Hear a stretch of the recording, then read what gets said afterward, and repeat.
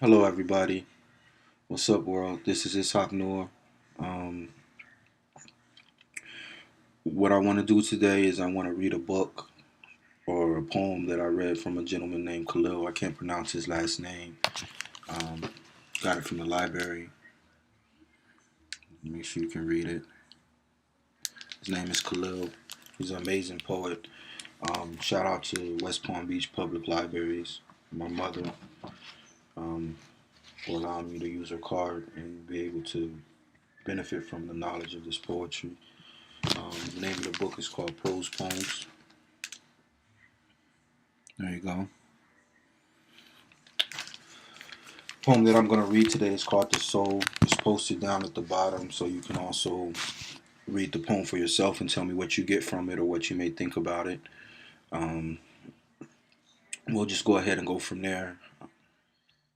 The soul. Then the God of gods created the soul, fashioning it with beauty. Now, what I get from that is the creator of the world, how he's created us, and we have flaws. Like, I got scars on my face. But this is still part of his perfection. You get what I'm saying? Our flaws are still part of his ultimate beauty. We're all painted differently. We're all created differently, and it makes each one of us beautiful. He gave unto it the gentleness of a breeze at dawn, the scent of flowers, the loveliness of the moon. He's talking about how he's created us.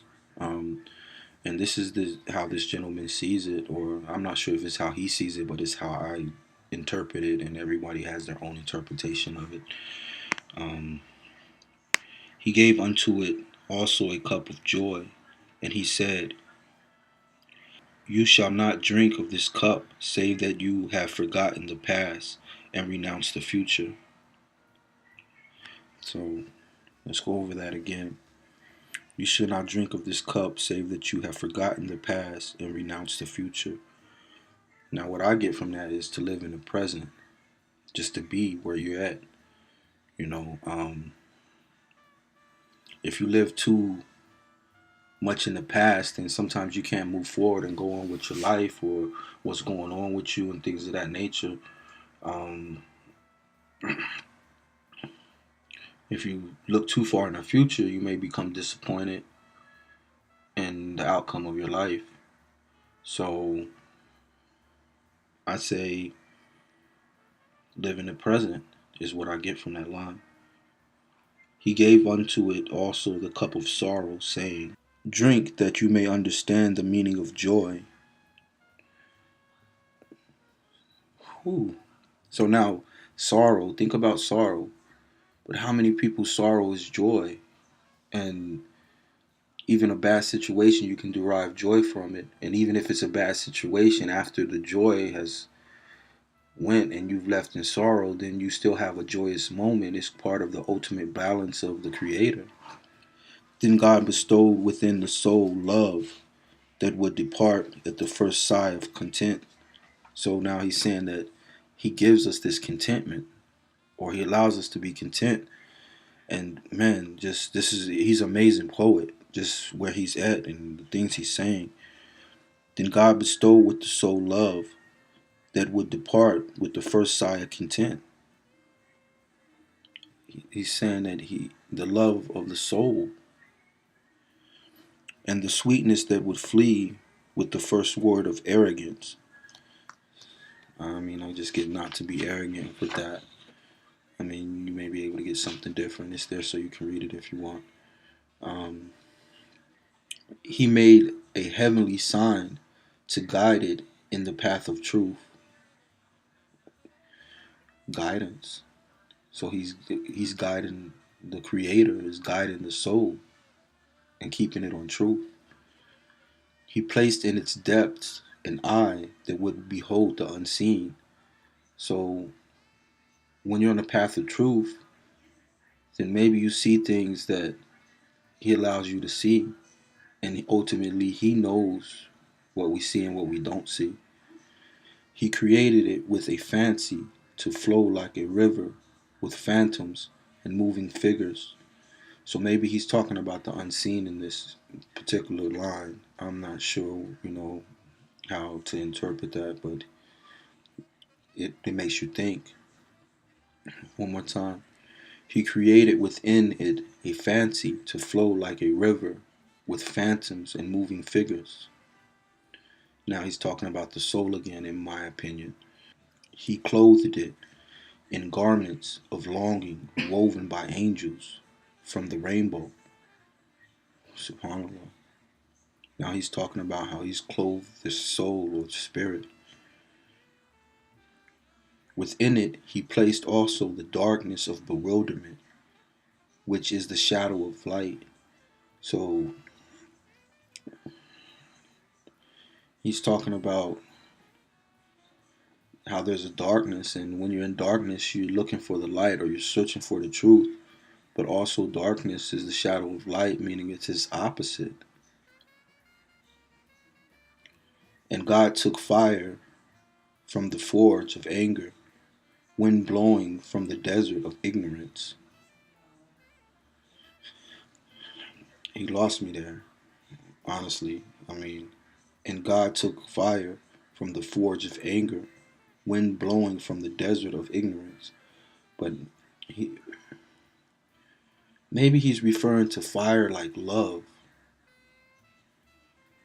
And he's saying that God took love from the forge of his anger. So he replaced his anger with his love,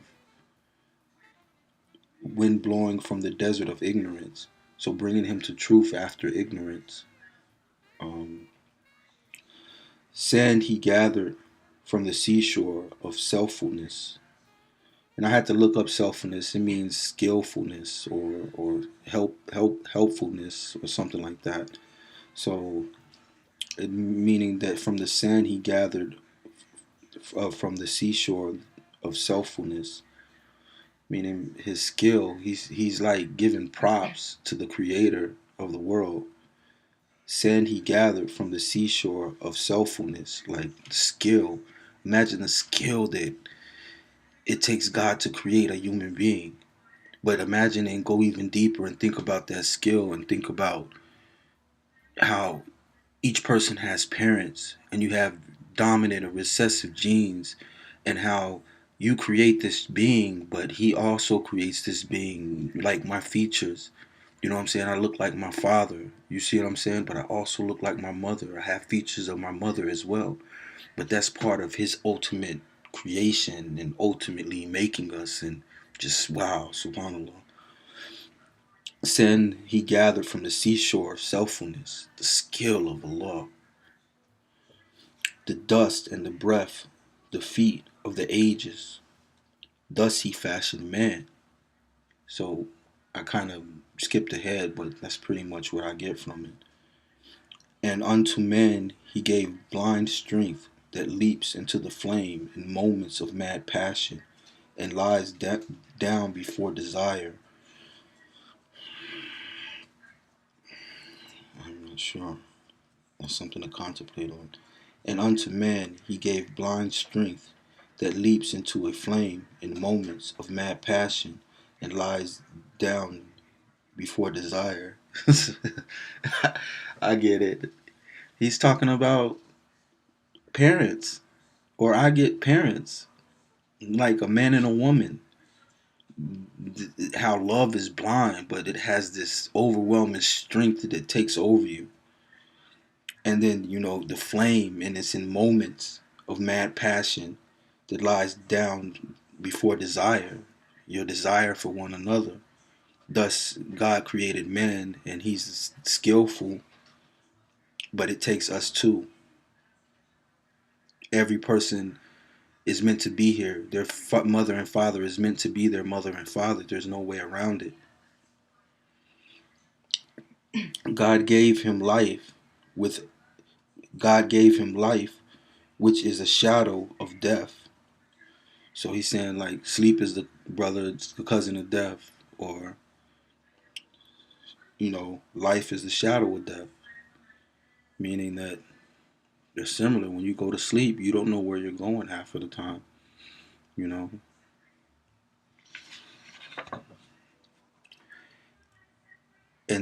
And the God of gods smiled and wept. And when I read this earlier, I got something from it. Like, God's mercy outweighs his wrath. So he smiles upon his servant, but he also weeps for his servant if he's going through turmoil. And it's up to us to make the proper decisions to try to please him. And he knew a love which hath no bound or end. Now he's talking about him. Now, and God, basically, you know what I'm saying? But he's talking about him, how he knew this love which hath no bound or end, how God has no beginning, no end. He's Alpha and Omega. Thus, he united man to his soul. Wow. You know what I'm saying? Thus, he gave man soul. You can think about Adam, or you can think about Jesus. How he fashioned Adam out of clay and then blew his spirit into him. Or he blew the spirit of Jesus into the womb of Mary. And that's just something for y'all to contemplate on, think about a little bit. But again, like I said, this is an amazing book. I'm still reading it. But again, it's Kahlil Gibran, Prose Poems. Check out your libraries and comment if you can. Subscribe.